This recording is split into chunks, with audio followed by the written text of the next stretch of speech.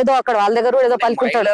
ఎందుకు ఆగ్రహం వచ్చింది? అక్కడ మంది మహిళలు ఆయన చెప్తున్న ప్రకారం అయితే 100 మంది మహిళలు వెళ్ళి ఒక మనిషిని భౌతిక దాడులు చేయడం ఎంతవరకు కరెక్ట్? 100 మంది లేం గాని 15-20 మంది ఉన్నాము. దానికి ఆయన ఏమంటాడంటే, సరే నువ్వు అంతసేపు వాళ్ళని టార్గెట్ చేసినావు, నీకెంత దమ్ము ఎంత ధైర్యం ఉంటే నీ డిఎన్ఏ రాంగ్ అని నేనంట. నీ డిఎన్ఏ రాంగ్ కాబట్టి నువ్వు ఒక మహిళలను టార్గెట్ చేసినావు. అంటే ఇప్పుడు బండి సంజయ్ ది వీళ్ళను వాళ్ళని అంటుంటే కూడా ఎవరు కదులుతలేరు, ఎవరు ఆయనను రెస్పాన్స్ ఇస్తలేరు. ఆ రెస్పాన్స్ ఇవ్వకపోయేసరికి ఏం చేసినంటే మహిళలను అంట అని చెప్పేసి మహిళలను అన్నాడు.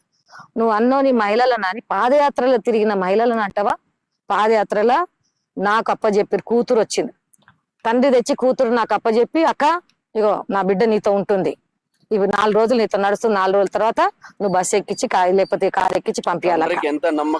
ఆ తండ్రికి ఎంత నమ్మకం ఉంటే ఒక బిడ్డను తెచ్చి నా దగ్గర వదిలిపెట్టిరు, ఒక కోడల్ని తెచ్చి నా దగ్గర వదిలిపెట్టిరు, ఒక భార్యను తెచ్చి నా దగ్గర వదిలిపెట్టిరు.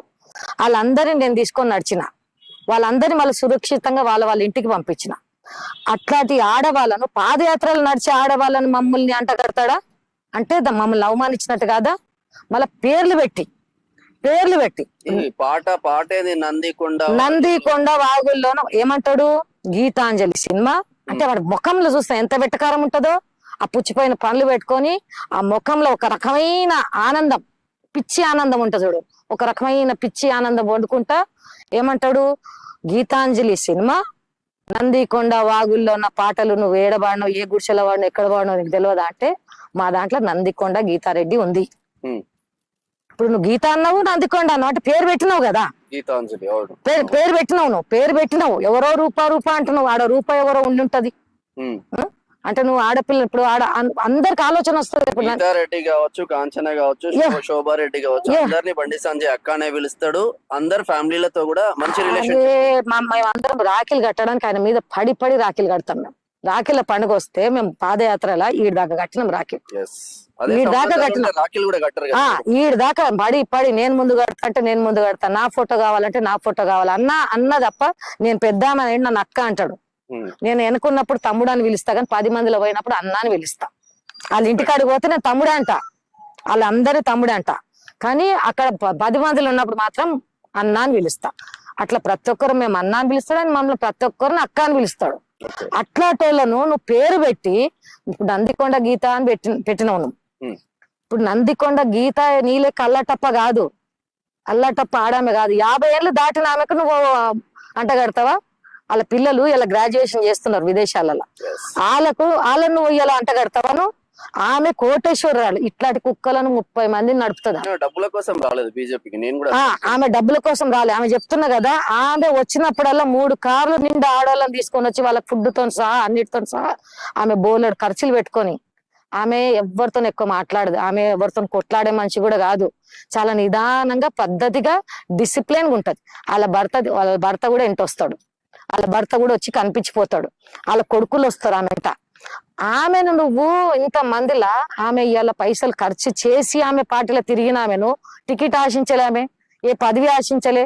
ఇవాళ సంజయ్ అన్నకి ఏమైనా వచ్చిందని మేము పోయి మాకేమన్నా నియమని అడిగినామా? ఏ రోజన్నా ఇప్పుడు సంజయ్ అన్న మా కార్యం నా ఇంట తిరిగిందని చెప్పిదా? మేము ఇంతవరకు ఎందుకంటే మేము దేశభక్తితో మేమేమనుకుంటే మా పిల్లలు పెద్దోళ్ళు అయిపోయినారు, మా పిల్లలు మా ఫ్యామిలీ వాళ్ళు చూసుకుంటారు, మేము కాలేనాం కాబట్టి మేము హిందుత్వం కోసం పని చేస్తాం. మిగతా జీవితం మేము హిందుత్వం కోసము, మా భారతీయ జనతా పార్టీ కోసం. ఎందుకు? మాకు మోదీ అభిమానంతో మేము ఏంటిదంటే దాని మీద మేము హిందుత్వానికి పని చేసుకుంటాం. మా ఫ్యామిలీలో రేపు మేము చనిపోయినా గానీ అరే మా ఫ్యామిలీలో కూడా ఒకళ్ళు హిందుత్వం కోసం పని చేశారు. ఎందుకంటే ఇప్పుడు అన్ని బయట ఒక విమర్శ వస్తుంది అక్క. అంటే ఇప్పుడు సరే గిరీష్ దారమోని క్వశ్చన్ చేయొచ్చు, మాట్లాడవచ్చు, దానికి భౌతిక దాడులు కరెక్ట్ కాదు కదా, మీరు కేసులు పెట్టవచ్చు, పోలీస్ స్టేషన్ కి వెళ్ళి కేసులు ఫైల్ చేయొచ్చు అన్న ఒక వస్తుంది. కానీ ఎందుకు భౌతిక దాడులు అంటే వినండి, ఆ మాటలు మాకు ఇక్కడ తగిలినాయి. ఆ ముంగట కనుక ఆ టైంలో వాడు ముంగట ఉంటే చీర్చేసేవాళ్ళం. ఎందుకంటే అట్లా పేర్లు తీసి మేము ఎంత పేరు తెచ్చుకున్నాం. మేము పాదయాత్రకు పేరు తెచ్చుకున్న వాళ్ళు మాకు క్వశ్చన్ మార్క్ పెట్టిండాడు. పాదయాత్రలు ఆడోళ్ళు అనగానే ప్రతి ఒక్కరు ఎవరు ఆడిది చూసుకునేటట్టు ఒక క్వశ్చన్ మార్క్ పెట్టిండు. వాడు వాని అమ్మ గుట్టలే, వాడు ఆ నయ్యకు గుట్టలే, వానికి మాలాంటి అమ్మ లేదా, ఈ మాట అనొచ్చేవాడు. అది అన్నందుకు మాకు నిజంగా చెప్తున్నా అట్లా మసిలింది. మేము మాట్లాడు గీత అన్నాము, సరే ఆయన నందికొండ గీతను అన్నాడా అనలేదా కానీ ఒక క్వశ్చన్ మార్క్ అయితే పెట్టిండు. కాబట్టి దాని మీద నిన్నే అంటుండా ఇంకెవరు నన్ను అంటుండా అనే దాని మీద పోయి మాట్లాడదాం అని చెప్పి మేము ఒక 5 మంది తయారై మేము ఇక ఏదో దీంట్లో ఆయనతో సంప్రదించారు, వేరే వాళ్ళు సంప్రదిస్తే సరే రమ్మంటే మేము పోయినాం. 8 గంటలకు పోతే ఆయన రాకపోతే మేము సైడ్ కి అక్కడ లేదు 9:15కి వచ్చిండు, 9:30కి వచ్చిండు. మేము అక్కడ సైడ్ లో 9:30కి వచ్చినాక ఒక 10 నిమిషాలు వదిలేసినాం, పోయి ఫ్రెష్ గిట్లా అవుతాడు కదా. మేము ఏం చేసినామంటే ఆయన కొడదామని మేము పోలే, నిజమేంటంటే కొడదామని పోలే, కూర్చుండబెట్టి గల్లా బట్టి కూర్చుండబెట్టి అడుగుదాం, ఏమరా నువ్వు కూడా బీజేపీలో ఉన్నావు కదా, నువ్వు కూడా బీజేపీ నుంచే పుట్టినోని కదా, నువ్వు ఎందుకంటే ఆయన అన్ని ఇంటర్వ్యూలు చూసినాం కదా, మేము కూడా అనుకుంటే మాకు కూడా ఒకడు ఉన్నాడు మాట్లాడడానికి, అసలు ఏం మాట్లాడతాడో అనుకున్నాం. కానీ ఈ మాటలు రివర్స్ అయితే అని మనం అనుకోలేదు కదా. కాబట్టి అదే కూర్చుండబెట్టి అడుగుదాం, నీకు అసలు ప్రాబ్లం ఏంటిదిరా భయ్, నీకు ప్రాబ్లం ఏంటిది, నువ్వు ఇలా ఇన్ని రోజులు అన్నను విమర్శించి మేము అన్నను విమర్శిస్తే మేమేం అనలే. ఆయన ఏంటిదంటే ఆయన మంచితనం అనుకోవాలా. బండి సంజయ్ ని విమర్శిస్తే ఏమయ్యానని లేడీస్ టాపిక్ వచ్చింది కాబట్టి దిగినాం, టార్గెట్ చేసింది కాబట్టి మేము ఎవరిని అడగలే. ఇంకొకటి ఏంటిదంటే మేము పెద్దలను ఎవరిని అడిగితే మమ్మల్ని వద్దందరు. మేము ఇప్పుడు ఎవరినన్నా మీరే డిసైడ్ మేము డిసైడ్ చేసినాం ఫస్ట్ అడుగుదామా అని, అడిగితే వీళ్ళు వద్దంటారు. వద్దు వాడు పిచ్చి కుక్క, వాడు వాడే ఊకుంటాడు, మీరు ఊకోండి అంటారు. కానీ మాకు లోపల మసులుతుంది కదా, వాడు ఉంటాడు, వాడు పోని మేమేమన్నా ఎవరినో బ్లాక్ మెయిల్ చేసినామన్నా పర్వాలేదు, మేము ఏదైనా డబ్బులు సంపాదించుకున్నామంటే పర్వాలేదు, కానీ మా చరిత్ర మీదనే ఒక మచ్చ పెట్టిండు కదా. కాబట్టి దానికి మాకు ఆగక మేమేం చేసినా ఎవరిని సంప్రదించాలి, ఎవరిని అడగలే. మేము డిసైడ్ అయిపోయినాం, మమ్మల్ని రేపు పార్టీ మమ్మల్ని ఏమంటారు తీసేసినా పర్లే, కానీ వానికి మాత్రం గుణపాఠం చెప్తాము, వాని కూర్చుండబెట్టి అడుగుతాము, వానితో రికార్డ్ చేసి బయట పెడతాము అని పోయినాం. ఎంత మనతో మాట్లాడి రికార్డ్ చేసి పెడతాం అనుకొని పోయినప్పుడు తలుపు కొట్టినాం. తలుపు కొడితే తలుపు తీసేం చేసిండు అంటే వాడికి మేము వచ్చినామని తెలిసిపోయింది కదా, కింద తెలిసిపోయింది, వాడి కింద చూసిండు ఎక్కడో తెలిసిపోయింది. కాబట్టి తలుపు తీయగానే తీసిండు, మాకు ఒక లావుట్ అయినా కనిపించిండు, ఒక ఆడమే కనిపించింది. టప్పున కారం పొడి కొట్టేసారు కారం పొడి కొడితే నాకు ఇక్కడ పడ్డది. కానీ కొంచెం అట్లా మంట అద్దాలు ఉన్నాయి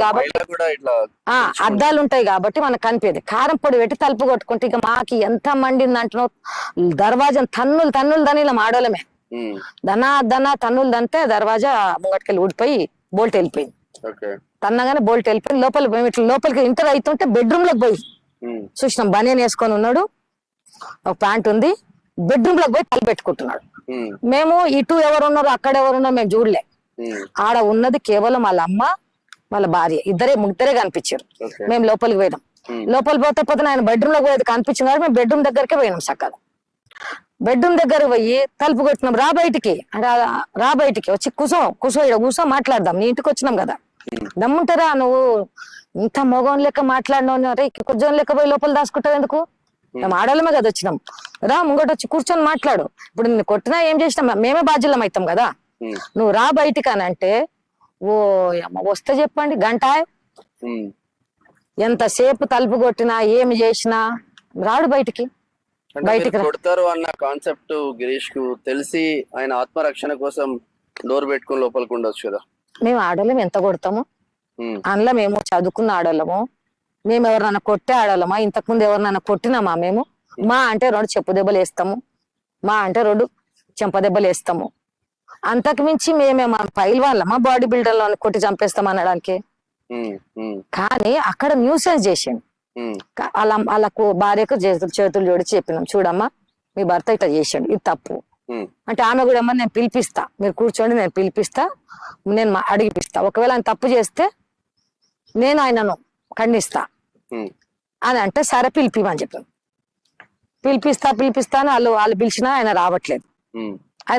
మళ్ళీ వాళ్ళ అమ్మ పోయి కారం పొడి పట్టుకొని వచ్చింది, చేతిలో ఇట్లా పట్టుకొని ఉన్నది, చేతిలో కారం పొడి, మళ్ళీ ఎవరికో వస్తుంది ఈమె కారం పొడి అనేసి ఆమెను మంచిగా సంజాయించి నేనైతే మంచిగా చెప్పిన, చూడమ్మా నీ కొడుకు నేను కొట్టాం మేము, కానీ కాకపోతే నీ కొడుకు చేసిన తప్పు అని చెప్పి అన్నాక కూడా అక్కడ కొన్ని జరిగిపోయినాయి సంఘటనలు. ఏంటంటే అందులో ఒక లావు ఉన్నాడు, ఒకడు వచ్చి దర్వాజాకి అడ్డం లేవడితే మేము ఆయన బట్టి గుంజుతున్నాం.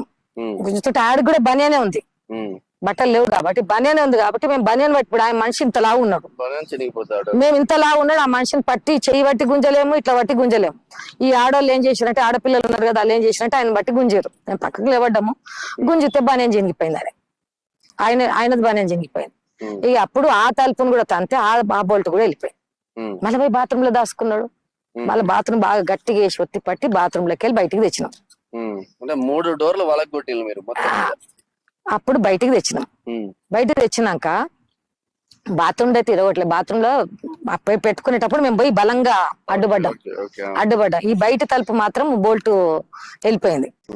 ఇక బాబాయ్ ఏంటి మన అపార్ట్మెంట్ లో బోల్ట్ దర్వాజాలు ఎట్లా చాలా గట్టిగా ఏమి ఉండవు. ఇప్పుడు మా ఇంట్లో కూడా ఒక తన్నుదంతా వెళ్ళిపోతుంది, అపార్ట్మెంట్ లో అట్లనే ఉంటాయి. దానికి పెద్ద బలం ఏం అవసరం లేదు, ఏం లేదు. ఒక తన్నుదంతే బోల్ట్ వెళ్ళిపోతుంది, ఒక 2-3 తన్నుదంతే బోల్ట్ వెళ్ళిపోతుంది.